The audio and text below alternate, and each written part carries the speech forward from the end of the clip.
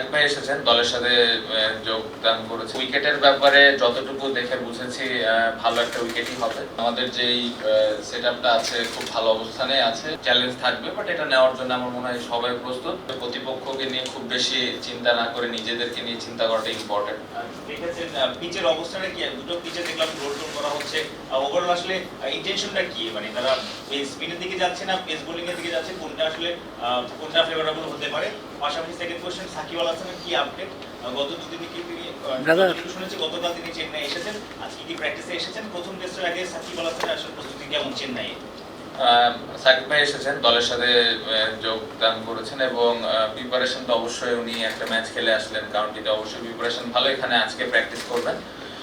আর উইকেটের ব্যাপারে যতটুকু দেখে বুঝেছি ভালো একটা উইকেটই হবে। খুব বেশি স্পিন বা পেস বোলিং এটা নিয়ে কথা বলতে চাই না। কালকে যত তাড়াতাড়ি সম্ভব আমরা উইকেটটা অ্যাডাপ্ট করার চেষ্টা করব, কারণ স্পিন এবং পেস দুই দিক থেকে আমার মনে হয় আমাদের টিমটা ব্যালেন্স আছে। সো খুব বেশি একটা এটা নিয়ে চিন্তার কারণ হবে না।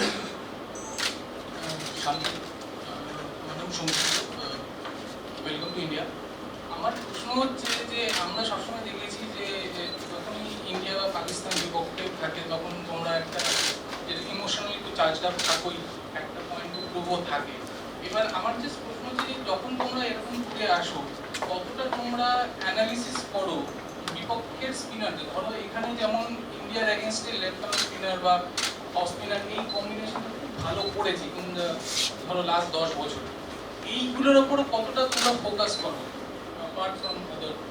না, অবশ্যই খুবই ইম্পর্টেন্ট এবং আমি মনে করি যে প্রত্যেকটা প্লেয়ারই এটা নিয়ে অ্যানালাইসিস করে। আমাদের যখন আমরা আমাদের দেশে প্র্যাকটিস করি তখন এই বিষয়গুলো নিয়ে কথা হয় এবং কি কি ধরনের চ্যালেঞ্জ আসতে পারে বা আমরা কি ধরনের চ্যালেঞ্জ তাদেরকে দিতে পারি, এই বিষয়গুলো নিয়ে তো অবশ্যই প্র্যাকটিস হয় এবং সবার ওই আইডিয়াটা থাকে সবসময়।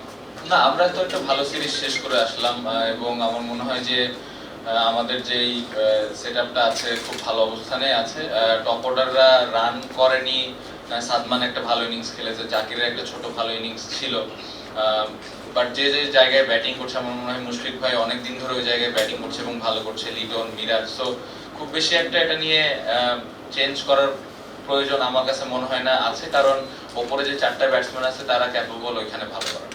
আমার মনে হয় যে আমরা যখন বাংলাদেশে প্র্যাকটিস করেছি আমরা এসজি বলে প্র্যাকটিস করেছি, এখানে আসার পরে এসজি বলে বেশ কয়েকটা সেশন হয়েছে। সো মোটামুটি খুব ভালোভাবে অ্যাডজাস্ট আমার মনে হয় প্রত্যেকটা ব্যাটসম্যান করে ফেলেছে।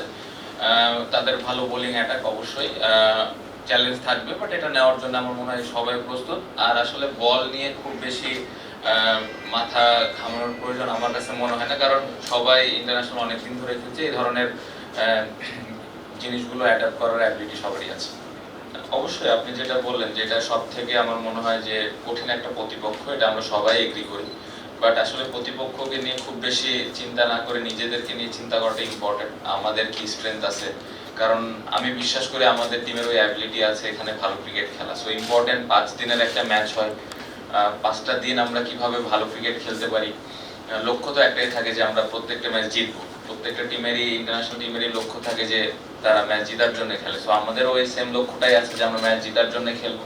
জেতার জন্য যে জিনিসগুলো করা প্রয়োজন ওই জিনিসগুলো আমরা জাস্ট করবো। এবং আসলে রেজাল্ট নিয়ে যদি বলেন ডে 5 এর লাস্ট সেশনে যে আমাদের রেজাল্ট নিয়ে চিন্তা, সো তার আগ পর্যন্ত আমরা জাস্ট চেষ্টা করব যে আমাদের স্ট্রেংথ অনুযায়ী খেলা। ক্যাপ্টেন ডেবর বলছিলাম সময় টিভি থেকে। আমরা আমাদের টেস্ট ক্রিকেটের ইতিহাসে মাত্র 3টা ম্যাচ খেলেছি ভারতের মাটিতে। মনে করেন কিনা যে আমরা যদি ভালো করতে পারি ভারতে আরো অনেক বেশি খেলার অপরচুনিটি আমাদের হবে? না, অবশ্যই এই ধরনের সিরিজ তো অবশ্যই যদি ভালো করতে পারি আমার মনে হয় প্রত্যেকটা টিমই হয়তো আমাদের সাথে আরো বেশি বেশি ম্যাচ খেলতে চাইবে। সো এটা একটা অবশ্যই অনেক বড় অপরচুনিটি যে এখানে আমরা কত ভালো ক্রিকেট খেলতে পারি।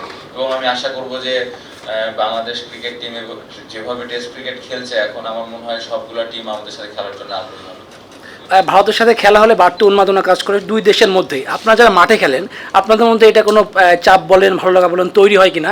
দুই দলের মধ্যে রাইভালরি সবসময় তৈরি হয় ভারত শ্রীলঙ্কা এইসব দলের সাথে খেললে বাংলাদেশের বিশেষ করে?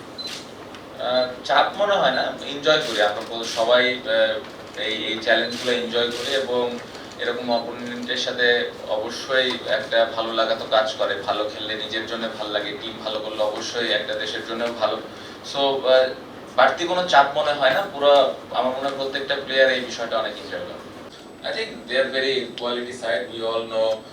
I think they covered all the bases like batting, bowling, fielding.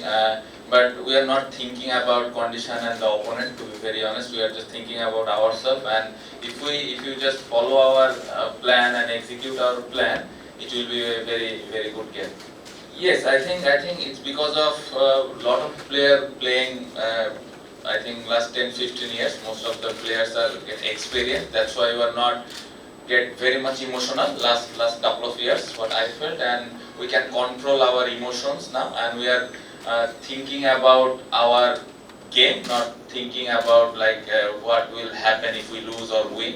We are just try to give 100% every single match. That's why I think looks very calm and just follow every single plan.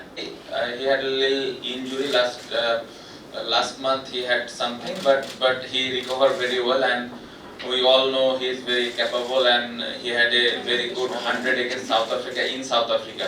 And last couple of series in A team, he did a great job. But all three openers like Salman, Zakir, they all prepare themselves very well, and I hope those two play. He will do good for the team. I think we have a very experienced spin bowling attack, but last couple of years we have very quickly, and they will do good for the team.